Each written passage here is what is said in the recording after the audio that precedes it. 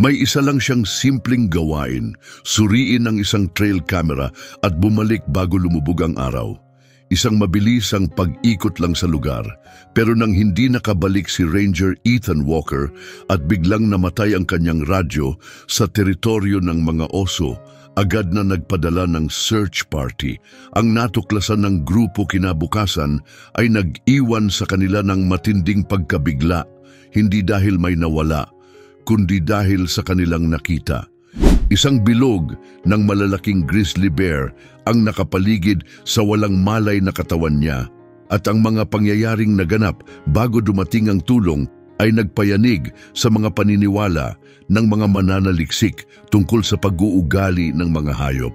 Bago tayo tuluyang lumusong sa kwentong ito, huwag kalimutang mag-subscribe, pindutin ang like button at iyon ang bell para sa mga notification. Nagbabahagi kami ng mga tunay na kwento ng kalikasan, hindi inaasahang kabutihan at misteryosong koneksyon bawat linggo. Kilala si Ethan Walker sa kanyang mahinahong ugali at matalas na pakiramdam habang nagbabantay sa Trail 17. Araw-araw, bago pa sumikat ang araw, umaalis siya mag-isa upang magpatrolya sa mababangis na daanan ng Bitterroot National Forest. Hindi naiiba ang araw na iyon. Simple lang ang kanyang plano. Suriin ang mga trail cam, siguraduhing walang bara ang mga daan at bumalik bago lumubog ang araw. Pero habang pilit na sumisilip ang umagang liwanag sa makapal na takip ng kagubatan, nakialam ang kapalaran. Maingat na umandar ang truck ni Ethan sa makipot at liku-likong daan. Kumagat ang lamig sa kanyang balat nang iparada niya ang sasakyan malapit sa magaspang na pasukan ng trail. Isinabit niya ang backpack sa balikat at habang mahinang umuugong pa ang radyo, pumasok siya sa gubat. Nakalatag ang katahimikan sa paligid, mabigat at kakaiba. Tanging mahinang hagod ng hangin sa mga pine tree ang maririnig. Hanggang sa isang bahagi ng trail na tila napakalungkot, biglang nagbago ang lahat. Hindi inaasahan na dulas ang paa ni Ethan sa nakatagong yelo. Isang saglit pa lamang ang nakalipas, naglalakad pa siya ng buong kumpiyansa, pero biglang sumimplang siya pababa sa matarik na bangin, tumatama sa mga sanga at matutulis na bato. Ang sigaw niya ng tulong ay nilamon ng humahagibis na hangin. Nang huminto siya, nakahandusay siya sa kama ng mga pine needle at maliliit na bato. Matinding sakit ang pumintig sa kanyang ulo at balikat at ang radyo niya, ang tanging lifeline niya, ay nakahandusay na walang buhay sa tabi. Hindi niya alam ang nangyayari sa paligid habang siya ay nawalan ng malay. Lumipas ang mga oras sa katahimikan hanggang sa sumilip ang unang liwanag ng umaga sa mga puno. Nang marating ng search team, pinangungunahan ni Emily Bennett ang lugar, nakita nila si Ethan na nakadapa malapit sa gilid ng Trail 17. Punit-punit ang kanyang uniforme, maputla ang balat na parang nawala ang lahat ng kulay sa kanya. Pero ang tunay na nagpahinto sa kanila ay ang nakapaligid sa kanya. Isang bilog ng mga grizzly bear ang tahimik na nakatayo, parang mga bantay sa kanyang katawan. Parang panaginip ang eksena. Malalaki, makapangyarihan, at mababangis ang mga oso. May mga matang wari nagdadala ng ligaw na espiritu ng kagubatan. Nakatayo sila sa isang malawak na bilog sa paligid ni Ethan, habang ang hininga nila'y nagbubuo ng maliliit na ulap sa malamig na hangin. Isang oso na mas matanda kaysa sa iba at may pilak na guhit sa nguso ang lumapit. Nakatuon ng malalim nitong mga mata kay Ethan. Nanatiling nakatayo si Officer Bennett, nanginginig ang mga kamay. Handa siya sa maraming panganib dahil sa kanyang pagsasanay, pero hindi sa ganitong eksena. Wala siyang maipaliwanag kung paano nakatayo ang mga mababangis na hayop na ito sa tabi ng isang sugatang tao. Bahagyang gumalaw ang matandang oso at naglabas ng mababang ungol, isang tunog na umalingaw-ngaw sa katahimikan ng kagubatan. Dahan-dahan lumapit ang mas batang mga oso, malamang na mga anak ng grupo na may pag-iingat sa bawat hakbang. Sa tagpong iyon, nagtagpo ang hilaw na kapangyarihan ng kalikasan at ang marupok na kahinaan ng isang tao. Walang makapagsabi kung gaano na sila katagal naroon. May mga naniniwala sa rescue team na inakit sila ng amoy ng dugo, habang ang iba na may naniniwala na maaaring isang malalim na likas na pagnanasa ang nagtulak sa kanila na magbantay kaysa manakit. Tahimik ang buong kagubatan habang patuloy na nakapaligid ang mga oso. At bagamat walang malay si Ethan, hindi sila nagpakita ng anumang pagbabanta. Walang bakas ng pagiging agresibo. Sa halip, para bang binabantayan nila siya, parang sa hindi maipaliwanag na paraan, pinoprotektahan nila siya. Sa halos bulong na tinig, sinabi ni Officer Bennett, hindi sila umaatake, binabantayan nila siya. Naninatili sa tahimik na hangin ang kanyang mga salita sa ilalim ng matatayog na pine tree. Sa sandaling iyon na parang panaginip, bawat isa sa kanila ay nakaramdam ng matinding pagkamangha, kaunting takot at malalim na paggalang. Habang lalong lumalakas ang liwanag ng araw, isa-isa ring tumalikod ang mga oso at dahan-dahang naglaho sa kakahuyan, iniwan ng isang sandali ng biyaya na walang makapagpaliwanag. Para bang bumulong ang kalikasan ng isang bagay na sagrado at saka naglaho. Nang sa wakas ay dumilat si Ethan, sinalubong siya ng isang mundo na tila mas mabangis ngunit may kakaibang lambing. Halos hindi niya maunawaan ang nangyari. Maingat siyang binuhat ng search party, inalagaan habang inaalis sa lugar.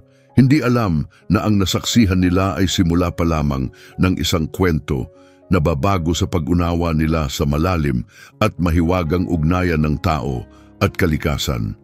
Kinabukasan matapos mailigtas si Ethan, mag-isa lamang si Ranger Emily Bennett sa lookout post.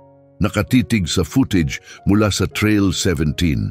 Bahagyang nanginginig ang kanyang mga kamay, hindi dahil sa lamig ng hangin, kundi dahil sa alaala ng nangyari. Ang nakita niya noong nakaraang araw ay hindi lang basta isang alaala. Binago siya nito. Mayroon ngang hindi bababa sa 5 oso, 4 na mas bata at isa na kitang-kitang mas matanda. Wala ni isa man ang nagpakita ng pag-atake. Wala ring tumakbo o nagpakita ng takot kahit nang dumating ang mga tao. Tahimik silang nakapaligid sa walang malay na katawan ni Ethan na parang mga bantay. Hindi ito maipaliwanag ng lohika. Hindi niya ito maikukumpara sa anumang gabay, pagsasanay o siyensya na pinaniwalaan niya sa loob ng mahigit 10 taon. Samantala, sa loob ng Ranger Station, gising na si Ethan Walker. Basag-basag ang kanyang katawan, tahi ang balikat at ubos ang lakas. Pero buhay siya. Naupo siya sa isang maliit na kama sa ilalim ng kumukurap na ilaw ng fluorescent at nakatitig sa kanyang mga kamay, pilit iniisip ang mga nangyari. Malabo ang alaala niya tungkol sa pagkahulog. Naalala niyang giniginaw siya, pagkatapos kadiliman, at pagkatapos isang pakiramdam ng init, walang mga tinig, walang ingay, isang presensya lang malaki, humihinga malapit sa kanya. Gusto sana niyang isipin na panaginip lang ang lahat. Pero dumating si Emily sa may pintuan, mahinahon at sigurado ang tinig. Pinaligiran kanila. Hindi kanila iniwan. Lumaki ang mga mata ni Ethan. Sino? Mga oso, mga grizzly. Bumuo sila ng bilog sa paligid mo hanggang sa dumating kami. Hindi kanila sinaktan. May isa pa ngang humarang sa pagitan namin at sa iyo nang nilapitan ka namin. Tinitigan niya si Emily, naghihintay ng biro o kahit kaunting tanda na nagbibiro lang siya. Pero nanatiling seryoso ang mukha ni Emily. Inilapag niya ang isang maliit na drive sa mesa sa tabi niya. May nakuhanan ng trail camera. Makalipas ang ilang oras, naipadala na ang footage sa inbox ng bawat ranger at umabot na rin sa Montana Wildlife Authority. Malabo ang video pero malinaw ang ipinapakita. Isang malaking grizzly ang lumabas mula sa kakahuyan, suminghot sa malamig na hangin. Pagkatapos, humiga ito sa tabi ng walang malay na si Ethan. Dalawang batang oso ang lumapit pero agad ding tumigil. Kalma sila, mapagmasid. Nang sumilay ang flashlight ni Emily sa kuha, bahagyang gumalaw ang matandang grizzly. At sa sandaling iyon, bago umatras ang mga batang oso, lumingon ang matandang oso at tumingin diretso sa kamera. Walang takot sa kanyang mga mata, walang banta, isang matatag at parabang sinadyang pagtingin. Hindi nagtagal at kumalat ang kwento. Sa loob ng 2 araw, lumabas ito sa isang lokal na outdoor blog, sinundan ng isang wildlife enthusiast page, at di kalaunan, pumutok na rin sa mga pambansang balita. May mga headline tulad ng Grizzlies Guard Fallen Ranger in Montana, Miracle on Trail 17, at Bears or Protectors. Tinawag itong hindi kapanipaniwala ng mga mamamahayag. Tinawag naman itong hindi tiyak ng mga siyentipiko. Pero para sa mga taong naroon, para sa mga nakasaksi mismo, higit pa ito sa isang kwento lamang. Mayroon itong mas malalim na kahulugan. Gabi-gabi, habang nakahiga si Ethan sa kama at sinusubukang matulog, biglang bumabalik sa kanyang isipan ang mga putol-putol na alaala. Mga sirang imahe, nagkakawatak-watak, mabilis lumilipas. Ang banayad na init ng balahibo na dumampi sa kanya. Ang mahina ngunit maririnig na pag-ungol na dumaan sa kanyang tainga. Isang mabigat na bumalot sa kanyang tabi, parang hinaharangan siya sa malamig na hangin. At saka isang malalim at mabagal na paghinga, hindi isang ungol kundi parang pagod na buntong hininga. Biglang napabalikwas si Ethan, kumakabog ang puso. Hindi ito basta-bastang pagkikita lamang. Ramdam niyang may layunin ito. Hindi pa dapat siya bumalik sa Trail 17. Hindi pa tapos ang kanyang leave. Hindi pa rin lubusang gumagaling ang kanyang balikat. Inutusan siya ng Wildlife Authority na magbigay ng pahayag, sumailalim sa psychological review, at iwasan muna ang mga lugar na itinuturing na mapanganib. Pero may mas malakas kaysa sa mga alituntunin na humila sa kanya pabalik. Hindi ito dahil sa kuryosidad. Hindi rin ito dahil sa kayabangan, parang may hindi pa tapos. Kaya bago pa sumikat ang araw, 3 linggo matapos ang pagkahulog, nag-impake siya ng kaunting gamit, tahimik na nanghiram ng isang cruiser nang hindi nagre-record at naglakbay mag-isa. Hindi nagbago ang kagubatan, malamig pa rin ito, malawak at misteryoso. Pero ngayon may kakaibang pakiramdam na ito. Hindi nakakatakot, hindi rin nakakaaliw, parang gising na gising. Bawat sanga ay wari umaabot sa kanya. Bawat ihip ng hangin ay nagpapabalik ng mga lumang alaala. Naglakad siya papunta sa parehong liko ng trail kung saan minsan nadulas ang kanyang bota. Matarik pa rin ang bangin, may mga patches pa rin ng yelo na nakakapit sa lupa. May bagong karatula na nakapaskil doon. Mag-ingat! Hindi matatag ang daanan, bawal pumasok. Nagpatuloy siya ng walang pag-aalinlangan. Mabagal at maingat ang bawat hakbang niya. Nang marating niya ang lugar kung saan siya natagpuan dati, isang hukay sa batuhan na may mga nalamog na halaman sa paligid, tumigil siya. Tahimik ang clearing, wala nang bakas ng nangyari, walang dugo, walang iniwang mga yapak, ngunit may isang bagay na umagaw sa kanyang pansin. Kaunti pa, sa gawing kanan, nakaukit sa malambot na puno ng birch ang 3 malalim na marka ng kuko.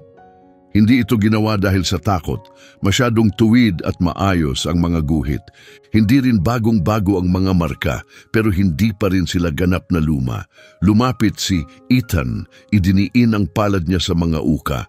Sakto ang laki sa isang matandang grizzly at nakaturo ang mga marka papasok, direkta sa clearing. Parang isang iniwang palatandaan, siguro tanda ng pag-aari o babala. Patalikod na sana siya nang bigla siyang napahinto. Nakatayo sa may tuktok ng gulod. Wala pang 50 yarda ang layo ang isang batang oso. Mas maliit ito kaysa sa grizzly na naaalala niya. Mas maputla ang balahibo nito. Nakapako ang malalaking mata sa kanya. Hindi gumagalaw. Hindi ito lumapit. Hindi rin umatras. Nakatingin lang sa kanya. Napigil ang hininga ni Ethan. Hindi dahil sa takot, kundi dahil alam niya, isa ito sa mga cub noon, lumaki na, pero wala siyang pagdududa. Nagtagpo ang kanilang mga tingin sa isang katahimikang puno ng pagkilala. Tumagal ang ilang segundo na para bang humaba ang oras. Pagkatapos, lumakad ang batang oso ng isang hakbang, mabagal at umupo. Walang banta sa kilos nito, wala ring takot, nandun lang, parang sinasabi, hindi kita nakalimutan. Bumunot si Ethan ng granola bar mula sa bulsa ng kanyang jacket. Hindi niya layuning pakainin ng oso o akitin itong lumapit. Gusto lang niyang mag-alay ng isang bagay. Yumuko siya, maingat na inilapag ang bar sa ibabaw ng isang patag na bato at umatras ng ilang hakbang. Nanatili ang batang oso sa kinaroroonan nito. Pansamantala, bahagyang tumagilid ang ulo nito. Umangat ang banayad na ulap ng hininga sa malamig na hangin. At sa sandaling iyon, naramdaman ni Ethan ang parehong presensya noong gabing iyon, noong may mainit na bagay na dumampi sa kanya, noong pinakalma siya ng mabagal na paghinga. Noong ang isang mabangis na nilalang ay hindi umatake, kundi tumabi sa kanya. Tahimik siyang umalis sa clearing, walang salita, hindi siya lumingon.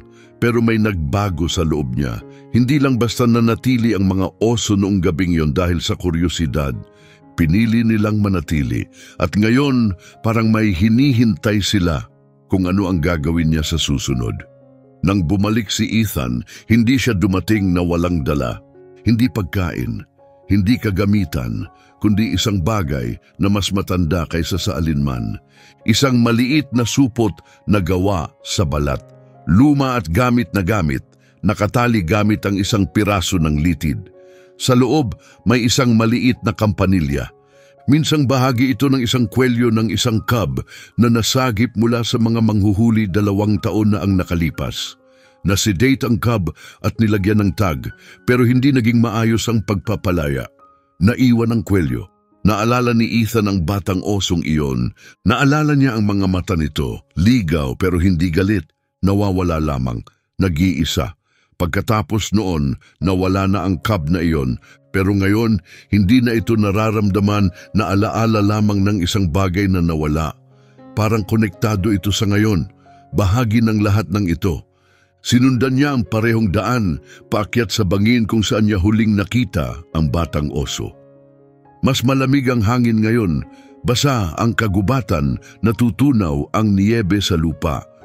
May mga patak ng tubig na nakasabit sa mga sanga at ang buong paligid ay tahimik.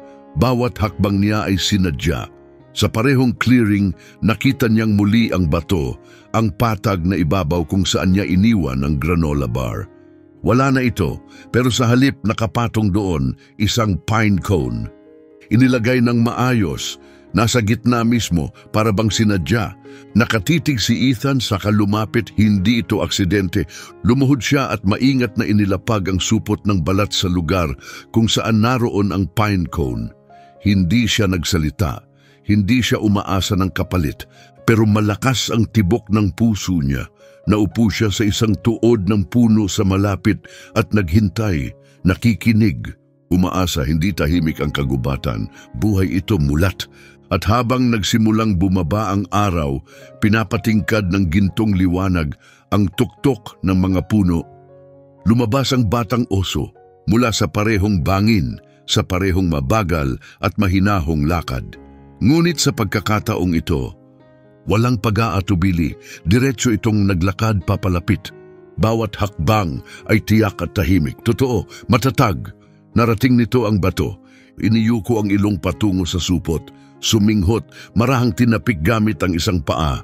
At pagkatapos tumingin kay Ethan, hindi humihingi, kundi kumikilala. Pagkatapos humiga ito. At nanatili, nagtagal sila ron, tao at oso. Sa loob ng 20 minuto, walang ingay, walang galaw, tanging paghinga lang sa katahimikan ng gubat. Pagkatapos, dahan-dahang tumayo ang oso, tinalikuran siya at naglaho sa gitna ng mga puno. Nanatili ang supot sa ibabaw ng bato, hindi ginalaw pero hindi rin binaliwala, tinanggap ito. Patuloy na bumabalik si Ethan bawat ilang araw. Hindi siya nagdadala ng pagkain, hindi siya may bit-bit na kamera, basta nagpapakita lang siya. Minsan, nandun ang oso. Minsan, walang laman ng clearing pero palaging naroon pa rin ang supot. Paminsan-minsan, iba na ang pwesto nito. Minsan, natakpan ito ng nalaglag na dahon. Sa ibang pagkakataon, napalibutan ito ng maliliit at patag na mga bato. Maayos na inilagay sa isang bilog. Hindi ito isinalaysay ni Ethan kanino man. Hindi niya kaya dahil ang nangyayari dito hindi tungkol sa datos o ulat. Ramdam niya na ito'y sagrado, isang tahimik na pagpapalitan ng walang salita. Pagkatapos, sa kanyang ikalimang pagdalaw, may kakaiba. Napansin niya ang paggalaw, mas malalim sa loob ng mga puno, isang oso at isa pa. At ang pangalawa, mas malaki, mas matanda, may pilat na umaabot sa kanyang nguso. Siya ang parehong oso mula sa pagsagip noon. Ang ina, nanatili siyang nakatayo sa likuran ng mas batang oso. Walang ungol, walang paglapit, tanging katahimikan.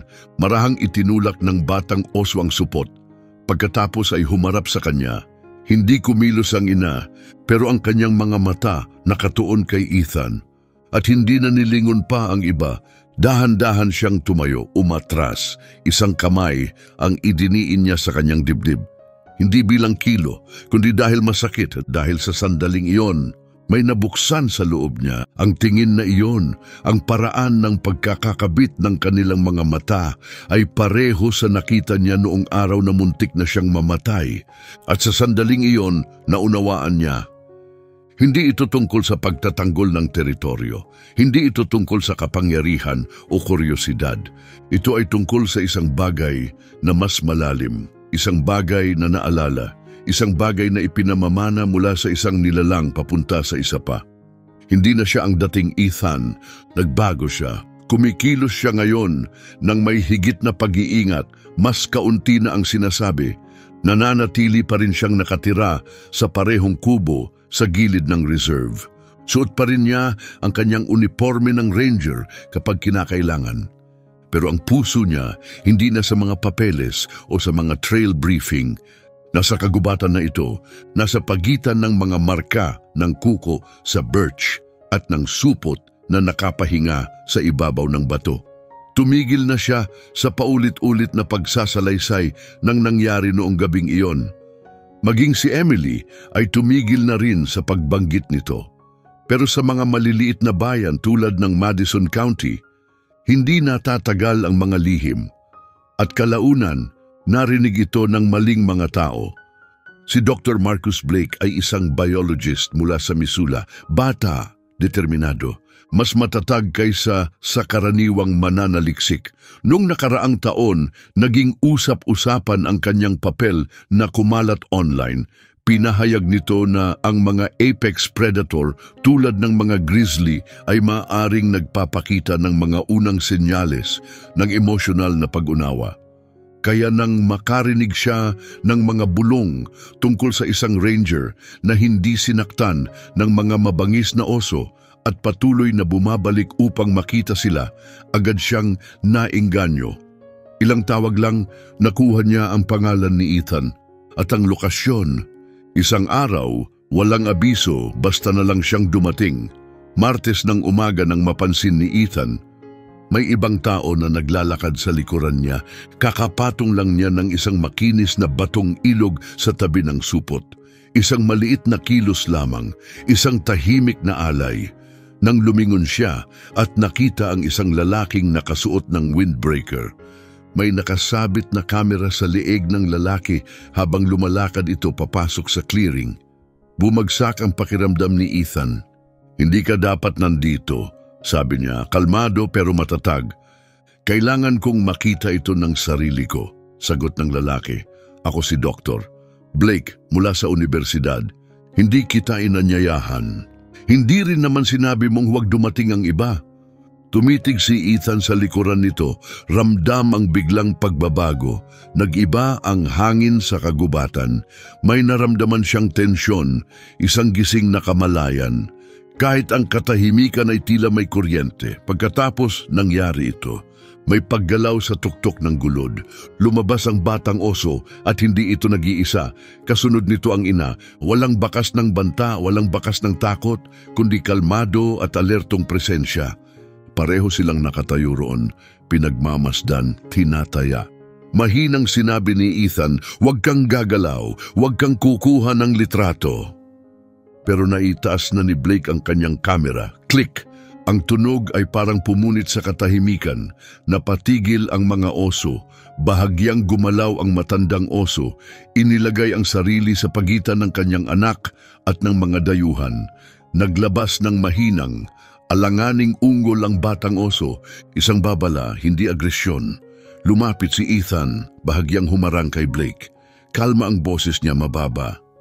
"Ayos lang, wala kaming kukunin, may ibinabalik lang kami." Lumuhod siya, hinawakan ng marahan ng supot, saka umatras ulit. Hindi inalis ng matandang oso ang tingin nito. Matapos ang matagal na pag-aatubili, sa wakas ay tumalikod ito. Sumunod ang batang oso at magkasama silang naglaho sa kakahuyan. Malalim na huminga si Blake, parang isang taong ngayon lang nakalanghap matapos mapigil ang hininga ng matagal. "Diyos ko, hindi iyon takot, hindi iyon instinto. Iyon ay isang desisyon," sagot ni Ethan. "Kailangan ko itong i-record," sabi ni Blake. "Wag," sagot ni Ethan matatag at hindi matinag ang kanyang tinig. Nagatubili si Blake, pero maaaring mabago nito ang lahat.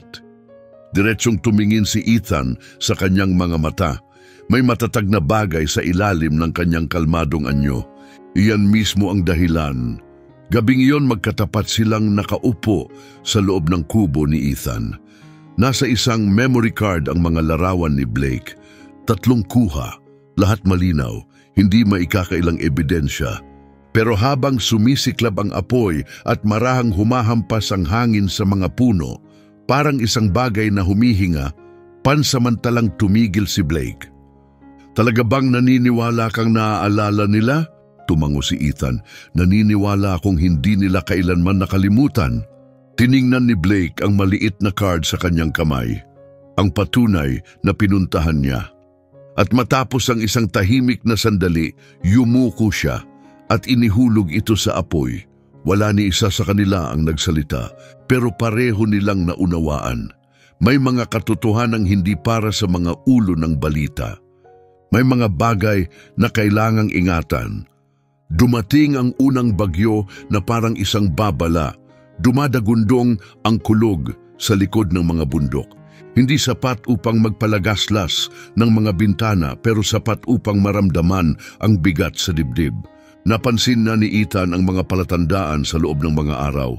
Mabilis ang pagkatunaw ng niyebe. Umapaw ang mga ilog. Kahit ang ilang bahagi ng Trail 17 ay nasa ilalim na ng tubig.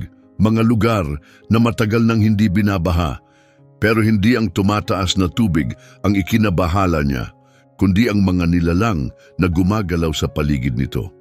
Habang kumikislap ang kidlat sa kalangitan, isinuot niya ang kanyang bota at lumabas ng pintuan. Wala siyang dalang armas, wala ring radyo, tanging lubid lamang. At isang pakiramdam na malalim sa kanyang sikmura nang marating niya ang overlooking sa itaas ng dating tawiran, malapit sa Miners Hollow. Pabagsak na ang ulan sa tagiliran. Ang tahimik na ilog na minsang dumadaloy sa mga bato ay naging isang mabangis at umuugong na baha. Pagkatapos, sa ibaba ng agos, may umagaw sa kanyang paningin. Isang silip ng kayumangging balahibo ang nahuli sa rumaragasang tubig. Maliit, inaanod ng agos, at agad niyang naunawaan siya iyon. Ang batang oso.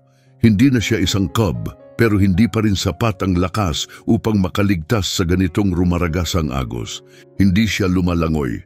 Nakikipaglaban siya. nagpupumiglas. Takot na ubos na ang lakas, inihampas siya ng ilog sa isang bumagsak na puno na naipit sa gitna ng tubig na parang harang. Hindi na nag-isip si Ethan. Tumakbo siya, dumulas pababa sa madulas na dalisdis, nadudulas ang bota sa putik, humihiyaw ang kanyang mga baga. Pagdating sa gilid ng ilog, halos matangay siya ng agos, pero nagpumilit siya. Hawak ang lubid. Itinali niya ang isang dulo sa isang pine tree at ang kabilang dulo sa kanyang baywang. Pagkatapos, tumalon siya. Parang suntok sa dibdib ang lamig na bumalot sa kanya. Inikot siya ng ilog. Minsan, 2 beses, bago siya nakatayo ng matatag. Mabilis siyang sumipa, nilalabanan ng agos, hinila ang sarili patungo sa batang oso na halos hindi na makita sa ibabaw ng umuugong na tubig. Isang paa nito ang nakakapit sa troso. Malalaki ang mga mata, ang basang balahibo ay natatakpan ng bula at ulan. Hindi siya umungol, hindi pumalag. Tinitigan lang siya, at nang maabot niya ito, hindi siya umatras. Ipinasok ni Ethan ang isang braso sa ilalim ng balikat ng oso at hinawakan ang lubid gamit ang kabilang kamay. Tumaas ang kanyang boses, hindi sa takot, kundi sa matinding pagpupunyagi. Hindi ngayon, hindi ka lulubog. Lumalaban ang agos pero hinila niya ito dahan-dahan matatag hanggang maramdaman nila ang matigas na lupa. Hanggang sa makahanap ng lupa ang paa ng oso, hanggang sa sila ay ligtas. Bumagsak sila sa pampang basa, nanginginig, halos mawalan ng malay. Nang iangat ni Ethan ang kanyang ulo, naroon siya. Ang ina. Nakatayo sa gulod sa itaas nila, ang ulan bumabagsak sa kanyang makapal na balahibo. Pinagmamasdan sila. Tahimik. Hindi siya lumapit, pero ang kanyang hininga ay bumuo ng ulap sa malamig na hangin at alam ni Ethan na saksihan ng inang oso ang lahat. Maingat siyang tumayo, tinulungan ng batang oso na makatayo. Sa pagkakataong ito, sumandal ang oso sa kanya, hindi na tumatanggi ang katawan. May isang bagay sa kaibuturan ng nilalang na pumili ng magtiwala. Magkasama silang umakyat sa dalisdis. At nang marating nila ang tuktok, wala na ang ina. Pero nanatili ang kanyang presensya, matatag, tiyak, nakaukit sa katahimikan. Gabing iyon, hindi bumalik si Ethan sa kanyang kubo. Nanatili siya sa Ranger Outpost habang maliwanag ang apoy sa kanyang likuran. Ang batang oso ay gumulong sa labas ng pinto sa ilalim ng bubungan. Hindi sa loob pero malapit. Hindi siya tumakbo, hindi siya nanginig sa takot, natulog siya, ligtas, buhay. At nang dumating ang umaga at tuluyan nang lumipas ang ulan, binuksan ni Ethan ng maluwang ang pinto. Tumayo ang batang oso, tiningnan siya sa huling pagkakataon, saka tumalikod at lumakad papasok sa gubat. Tiyak ang bawat hakbang niya, mas matatag ang kanyang katawan, malaya ang kanyang diwa. Noong taon na yon, huli dumating ang tag-init.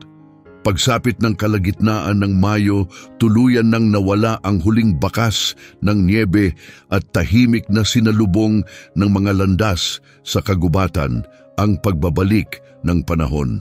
Nilakad ni Ethan ang mga daanang iyon sa huling pagkakataon. Hindi bilang isang ranger na may tungkulin, kundi bilang isang taong nagpapaalam sa tanging lugar na tunay na nakaunawa sa kanya. Ilang linggo nang naibigay niya ang kanyang pagbibitiw. Walang anunsyo, walang pamamaalam. Isang pangalan lang ang nakasulat sa ilalim ng isang porma at ang marahang kalansing ng mga susi na iniwan.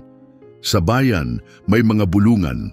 Sabi nila, may nagbago kay Ethan at hindi sila nagkamali, pero hindi rin nila alam ang kalahati ng katotohanan. May mga karanasan na hindi para ikwento.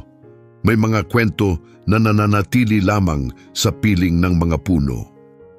Magaan lang ang dala niya ng umagang iyon, isang maliit na bag, ang kanyang notebook at ang luma at pagod na supot na gawa sa balat na kailanman ay hindi nawala, kundi basta lamang bahagyang na ililipat.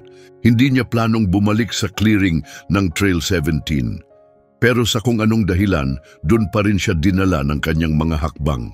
Nang marating niya ang pamilyar na bato, Tumigil siya. May kakaiba siyang naramdaman, hindi sa kagubatan mismo, hindi sa hangin o sa daan, kundi sa kung ano ang naghihintay sa kanya sa ibabaw ng patag na bato. 12 batong ilog na nakaayos sa isang bilog, maayos, may layunin. At sa gitna isang pine cone na nakabuka na ang mga buto ay naroon pa rin sa loob. Sa tabi nito may isang bagay na lubos na hindi inaasahan, ang kanyang ranger badge. Hindi basta nahulog, inilagay. Umatras si Ethan, nagulat, pigil ang hininga. Mabigat ang sandaling iyon, puno ng kahulugang hindi niya agad maipaliwanag. At sa kanya siya nakita, lumilitaw mula sa gilid ng kagubatan, dumaan ang matandang oso, kupas na ang balahibo sa paligid ng kanyang nguso, nag-iisa pero kalmado at matatag. Hindi siya lumapit, pinanood lamang siya. At si Ethan, nananatiling nakatayo sa gitna ng tahimik na pagkamangha, ginawa ang tanging bagay na totoo sa kaibuturan ng kanyang pagkatao. Lumuhod siya sa lupa at mahinang ibinulong, "Salamat." Mabagal na pumikit ang oso sa katahimik na lumakad pabalik sa loob ng kagubatan. Hindi kinuha ni Ethan ang badge, hindi niya ginalaw ang mga bato. Sa halip, binuksan niya ang kanyang journal at isinulat, "Nauunawaan ako ng kalikasan sa paraang hindi kailanman nagawa ng karamihan sa mga tao. Hindi ako nawala, hindi ako nag-iisa. Nakita nila ako at pinili ako." Gabing yun, tuluyan nang nilisan ni Ethan ng Madison Pines, pero hindi siya umalis na walang dala. Dala niya ang isang bagay na mas malalim kaysa sa mga salita. Isang bagay na hindi binibigkas, isang bagay na sagrado, hindi isang pagsagip, hindi kapalaran, kundi isang ugnayang nabuo sa pagkilala, sa pagiging tunay na nakilala. Kung hinipo ng kwentong ito ang iyong puso, kung pinaalala sa iyo na ang kabutihan ay maaaring lumitaw sa mga pinakahindi inaasahang lugar, pindutin ang subscribe, i-like ito, at ibahagi sa isang tao na naniniwala pa rin sa pangalawang pagkakataon. Dahil minsan, ang kalikasan ay hindi lamang basta nabubuhay. Naalala nito kung sino ang tumayo sa tabi niya.